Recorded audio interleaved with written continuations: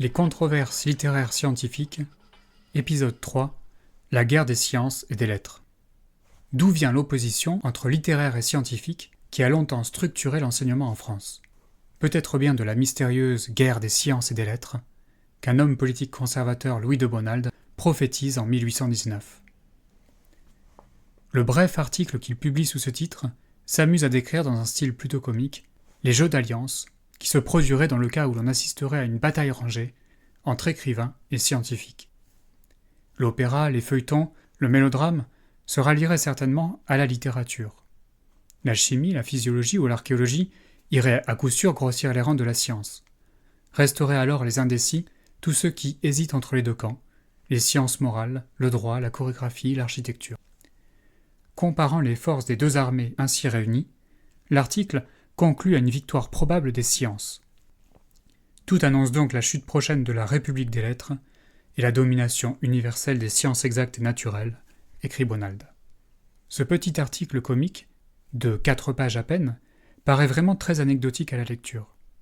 Et pourtant, il est symptomatique de rapports de force beaucoup plus profonds dont la société actuelle a, sans le savoir, hérité.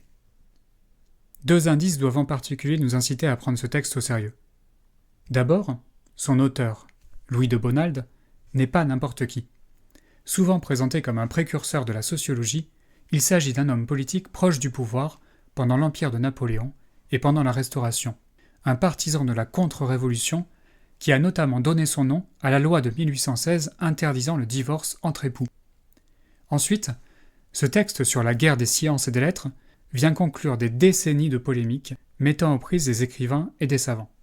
En 1784, Bernardin de Saint-Pierre, qui se fera connaître 4 ans plus tard par son roman Paul et Virginie, ouvre les hostilités en reprochant aux scientifiques d'expliquer les marées par l'influence de la Lune plutôt que par la fonte des glaces. En 1802, Chateaubriand s'en prend violemment aux mathématiques dans son génie du christianisme. En 1806, l'écrivain Louis-Sébastien Mercier organise une campagne médiatique contre Newton. En 1809, le physicien Jean-Baptiste Biot contre-attaque et réfute publiquement les thèses de Chateaubriand et de Bernardin de Saint-Pierre, etc., etc. Les polémiques se multiplient tellement qu'en 1811, le journal de l'Empire se plaint de ces vaines disputes entre les savants et les littérateurs sur la prééminence des sciences et des lettres. Ce contexte tendu oblige certains auteurs à sortir d'une position modérée pour choisir leur camp. Le médecin Pierre Cabanis déclare ainsi dans un ouvrage paru en 1802 « Nous sommes des observateurs, non des poètes », alors qu'il avait lui-même écrit des poèmes et qu'il avait été jusqu'à prêter son serment d'Hippocrate en le mettant en vers. Que s'est-il donc passé, pendant ces années 1800, pour qu'éclate une telle série de polémiques? L'explication la plus simple serait de dire qu'on assiste, à la fin du XVIIIe siècle et au début du XIXe, à ce que les historiens ont appelé un partage des savoirs. Durant la période classique, les différentes disciplines intellectuelles n'étaient pas vraiment séparées. Par exemple, la philosophie incluait la philosophie de la nature, c'est-à-dire la physique. Le grand livre de Newton sur la gravitation s'appelle même « Les principes mathématiques de la philosophie de la nature ». Les belles-lettres, de leur côté, incluaient certes la littérature et la grammaire, mais aussi les autres sciences. Dans le dictionnaire de Furetière, en 1690, on lit par exemple « Les vraies belles-lettres sont la physique, la géométrie et les sciences solides ». C'est cette unité des savoirs qui se défait durant les années 1800. Le terme de littérature remplace celui de belles-lettres pour désigner cette fois-ci uniquement les écrits artistiques. La science et la philosophie, quant à elles, s'autonomisent et se professionnalisent. La séparation de ces disciplines rend donc soudainement pensable leur opposition. Dans un article de 1807 intitulé « Des sciences, des lettres et des arts », Louis de Bonald avait ainsi constaté avec tristesse le divorce qui s'est fait de nos jours entre les sciences et les lettres, utilisant significativement au passage le terme de divorce, qui, au sens propre, était pour lui une véritable hantise politique. Néanmoins, on se tromperait lourdement si l'on présentait Louis de Bonald comme un simple spectateur passif qui se contenterait d'observer avec tristesse une évolution des savoirs. Comme l'ont montré des travaux récents, en particulier ceux de Stéphane Zekian, l'idée même d'une guerre entre littérature et science a été un instrument de propagande au service des contre-révolutionnaires dont faisait justement partie Bonald. L'ennemi juré de ces hommes politiques conservateurs s'appelle à cette époque la science des idées, ou, comme on disait alors, l'idéologie, mais attention, bien au sens étymologique du terme, le sens de Marx, l'idéologie comme système de croyance, arrivant plus tard.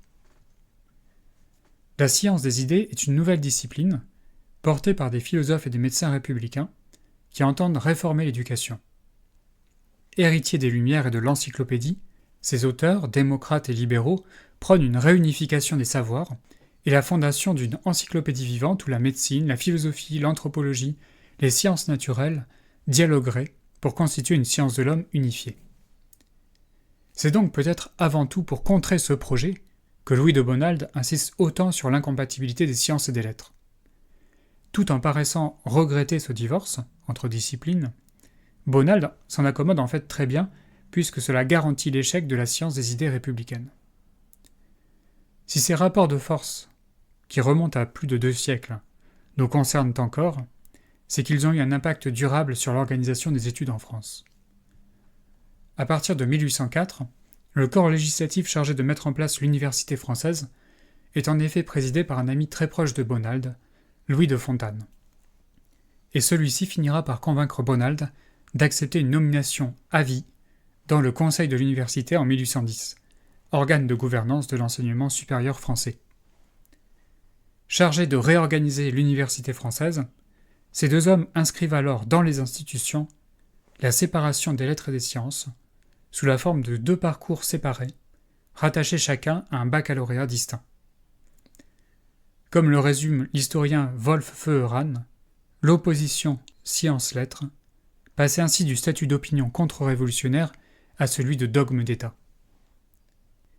Beaucoup d'eau a coulé sous les ponts depuis 1800 et le système éducatif français a subi des réformes innombrables.